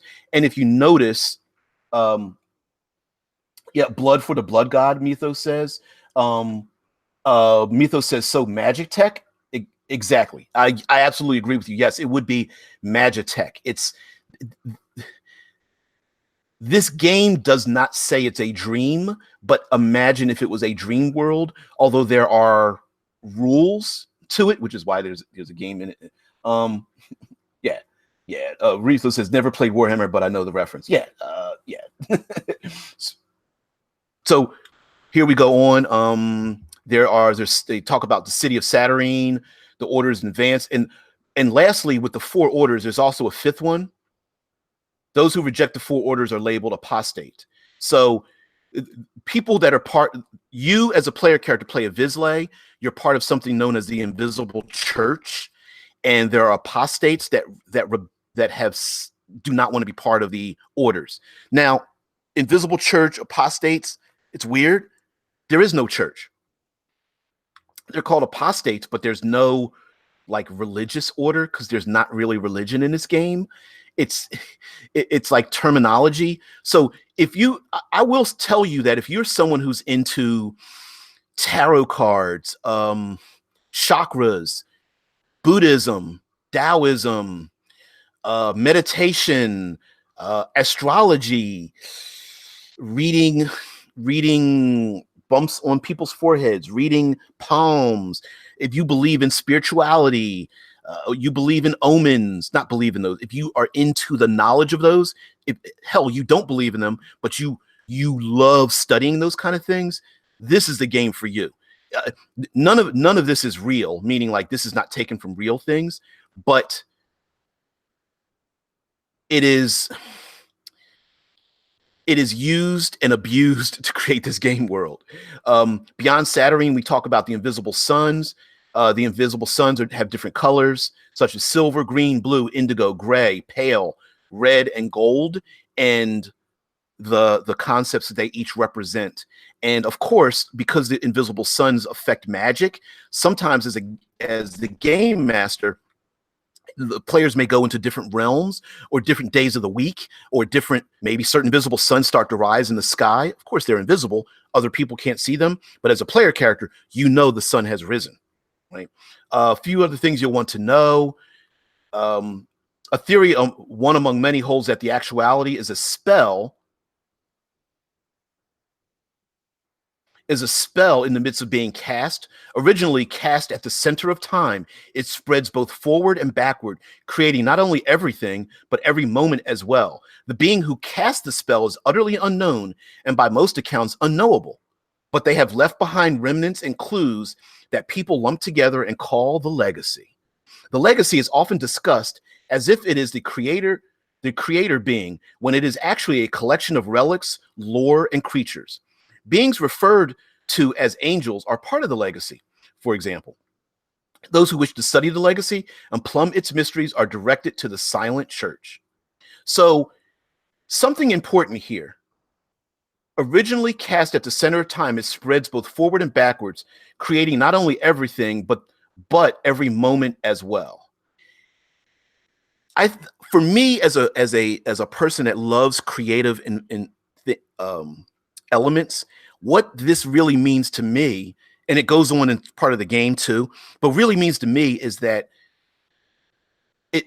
the spell was created to center time, so time is going forward and backwards, which means that when you're a player character, when you start, your history is only in the past, moving from the moment you become a player character and enter the world, going backwards as much as your player character goes forward.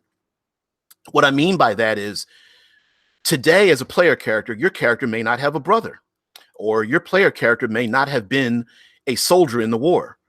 But 3 game sessions from now, your player character remembers, i.e. your history has started to fill out behind you, that you do have relatives and you do have a brother, and that you were a soldier in the war, right? So today, your character was a wizard and a bookworm, but 3 game sessions from now, maybe a story element comes up, you know what? My character was part of that war. And it becomes true because your history becomes true behind you. So it is not only that you're uncovering secrets, not that you forgot that that happened, but that the spell that created the legacy is actually creating the history backwards from your time moving forward. And I love that mind-bending mind-bending thing. Dude, Mythos, gotta go, DBJ. Sorry, I just saw that. Thanks for the super chat, man. Yeah, just don't let Cartman play and destroy everything. Or Mythos continues to say, not my cup of tea, but to each his own. And I absolutely agree with you. That's why the way I'm describing it, it elicits certain creative things in my mind. I'm with you. I don't know how you're going to describe this to your players. They better be into this, right? Or be open to it. Otherwise, you're just going to be like, nah, this isn't for me. And by the way, if this has turned you off, perfectly fine. Listen, I purchased the game. I don't have stock into it. I eventually want to run the game to see how it works, but it is daunting. It is a lot of crap. Hey, you're a wizard, Harry.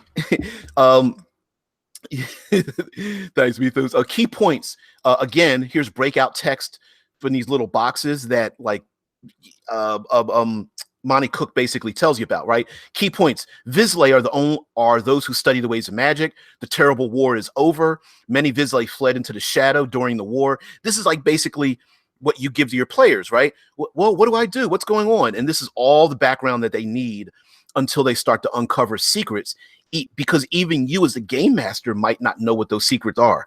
And when we do the second review, we're going to go into creating your player character. That's totally involved. I apologize for not getting into character creation, but I'm telling you, it is super involved. The Vizsla are slowly coming back, but their experience in Shadow has altered them. So that means when you come back to the actuality, you're still holding on to those remnants of what you used to do, which makes perfect sense in a metagame sense, which is funny. This game embraces the metagaming aspect of it. So if you as a player character are like, I'm not really into surrealism, can I just play like, I don't know, like a super soldier? You're just like, yeah, okay, because that's more reality. Like, I don't want to play a guy with a fish head. I don't want to play somebody with tentacles coming out of their ass. Like, can I just play like a John Wick kind of character with some guns? Like, yeah, you can do that, sure. Right? So you're holding on to those things because you've been altered by Shadow. You're holding on to those things that were existed in this, what is called Shadow, which is real life. Every form of exile has a shadow memento, right? It's something from your past. A sports car, a Cupid doll, a pile of $1 bills, a photograph from a loved one, a key to your house, all those kind of things. The gray is the shadow of indigo, the real world cast by the light of the invisible sun. It's funny how I'm highlighting this and the word invisible disappears, but it's kind of crazy. It goes on to say the invisible sun is the source of magic power. Satyrine is a huge city in indigo, and much of it still lies in ruin from the war. The weapons used in the war were fueled by pure hatred and destruction. That is literal. That fueled by pure hatred and destruction is a magic thing. Like, there were hate-fueled weapons, and they still exist out there, which is why there are things called hate cysts. And it goes on to say there are many forces at work within Satyrine, a city where thought and emotion are more important than material goods. That's very important too. A city where thought and emotion are more important than material goods. This is not Dungeons and Dragons. This is a world where hatred and jealousy, where love and compassion, those things are commodities that you can use and abuse and track in people and use that as a weapon. And hate can create things that exist in the city that you have to deal with. The compassion is something that can be hunted after and stolen and such. So it's pretty cool. These forces include the Magisterium, the various orders of the Invisible Church, the Deathless Triumvirate, and the Tha. So those are people that you might come in contact with, basically adversaries, right? Hey, I'm a GM, I need an enemy. Boom, I'm gonna pick one of these people and make them an enemy. Rickard says, sadly, didn't get access to my hotel room, so won't be able to follow the whole thing today, but we'll catch the video on demand and see you see you as usual as tomorrow. Thanks, Rickard. Uh, First of all, thank you for putting that in there. You didn't have to do that. You guys don't owe me anything, so I really appreciate you tuning in 5 days a week. Dude, that's a little bit too much. A sixth day? Yeah, I mean, you know what I mean? Let's be honest. I'm the crazy one. You guys can just experience my insanity for doing something like this. But yeah, you can catch it later on. But anyway, going on real quick.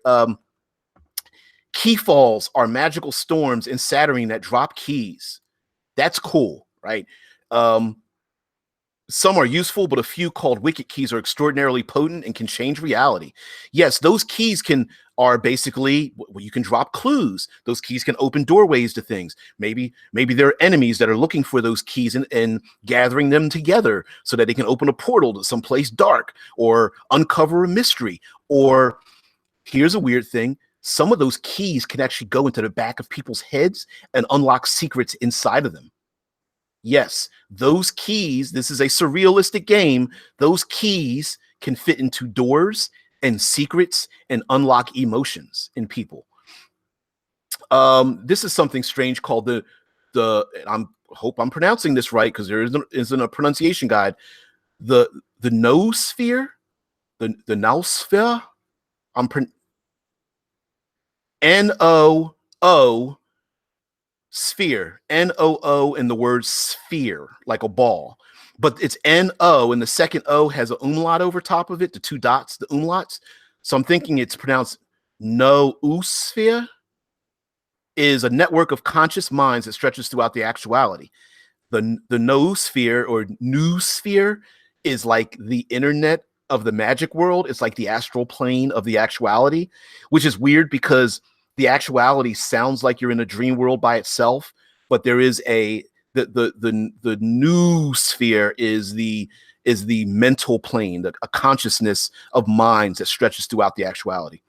The legacy is a term to describe objects of power, beings, forces, and places left behind by the entity that is believed to have created the actuality, and so on and so forth. Lacuna, death. All right. So we're going to go through here quick what it means to be a Vizsla. There's important things here. For example, Vizsla speak a secret language only they can speak, so player characters can speak amongst themselves that no one else can understand. Vizsla houses are usually haunted by spirits or infested by magical pests. I mentioned before that as a player character, you will create your house. You'll return to your home. Maybe one of those keys will unlock your house, and you get to describe what is in your house, i.e., me as a game master can pull on the threads of mysteries in your house, maybe even dangerous things or things that shouldn't escape or things that might be horrible to you, or maybe even things that might even benefit you.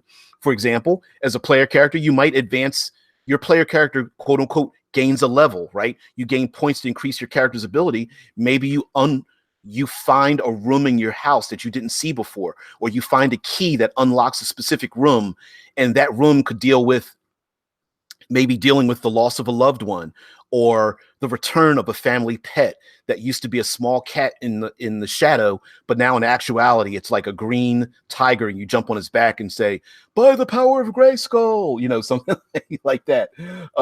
Whatever, you understand what I'm saying, right? You have a house, but you haven't plumbed its depths yet, and that house could be on the edge of a battle zone from the war. Like all things, knowing a Vizsla's secret name gives you power over them. However, knowing it also gives them power over you. So, but before we get out of here, I'm going to bring something up, and I think this is a weird but cool and strange thing before I read the rest of these. Vizsla can recognize the intentions and the emotional state of another Vizsla by watching them cast spells. So your emotions are worn on your sleeve. Vizsla possess objects that represent them and hold a portion of their own essence. Vizsla have their own types of currency of value only to them. It is dangerous to awaken a Vizsla from a dream. There is a chance that the unfinished dream will come with him into the real world. And Vizsla have different aspects, literally versions of themselves that coexist but operate independently on different levels of reality. So Vizsla are properly referred to as they. Objects in proximity to and of importance to a Vizsla sometimes gain magical properties, not always beneficial. So those are some of the details that as a player character, and essentially what those are little strings that the game master can pull on that your pyromancer character, your gun-toting dream nightmare killer or something like that might, you know, carry around with them. Maybe you're a gun-toting nightmare killer and you kill dark dreams because those are the dreams that go, you know, come from under the beds of small children, and you feel yourself that you're a vigilante, but maybe some of those nightmares follow you around back home. Or maybe you've gathered some of those nightmares and you've locked them away in closets in your house, but you've forgotten over time that you've done it. As time goes on, the appearance of some Vizsla changes drastically. Powerful Vizsla don't necessarily look human, or in some cases organic, unless it suits their desire. When a Vizsla dies, they often have the ability to return as a ghost or restore themselves back to life. And when a Vizsla dies, their body often reflects some aspect of their nature.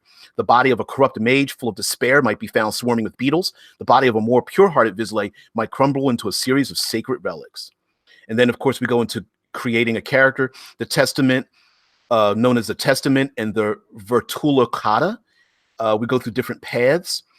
This is, as you make your character, you follow the Tor Da Tu Kalaver, and each of those represents some part of your character. So the Testaments is a sun is a guide to create your character. So once the character creation is complete, each Vizsla can be described by a sentence. I'm going to move this down a little bit. Once character creation is complete, each Vizsla can be described in a sentence. Quote, I am a blank blank of the order of blank who blanks. Four of the character's aspects determine the parts of that sentence. So a character is a foundation heart of the order who fortes, right? The black cube provides blank versions of the 4-page thing, and it goes on to other things, talking about the Vertula Kata, which is an item that some Vizsla carry with them, that talks about the six aspects of who they are in the Testament of Sons. And for example, so a character might be an itinerant gallant of the order of Vance who revels in beauty, or they might be an itinerant gallant Vance who revels in beauty. So yeah, there it is. So a character might be an itinerant, which is your foundation, gallant or gallant, which is your heart, of the order of the Vance, which is the order, who, and using your forte, who revels in beauty. And of course, right here in the middle, it tells you everything. What is an itinerant? What's gallant, a gallant or gallant? What's the order of the Vance? What's revels in beauty? And again, every order has its own character tome designed to hold its specific information. So there are books that go into those things. And GM should record each character's sentence in the guiding hand because it gives you a reference. And of course, here you go through each step 0 through 7. Choose a role-playing style, choose an order, choose a heart, choose a forte, choose a soul, build a foundation, build a character arc, create bonds, and an initial group for your group. So yeah, guys, we've hit the 2-hour mark for this. Just wanted to do some page two. Basically, two things. A, I wanted to dispel the myth that this is just a single PDF. It is not. And I wanted to basically talk about what the hell do you do in this game, and kind of what books do you use and how the hell do you go about doing it.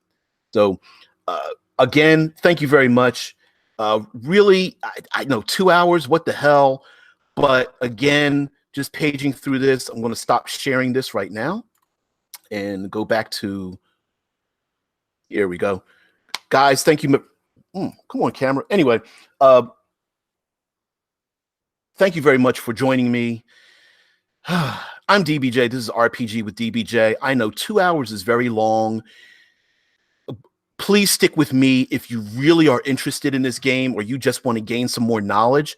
We are going to go through character creation itself, and that character creation process is going to be involved going through the foundations, the fortes, the heart, the orders, and what they do.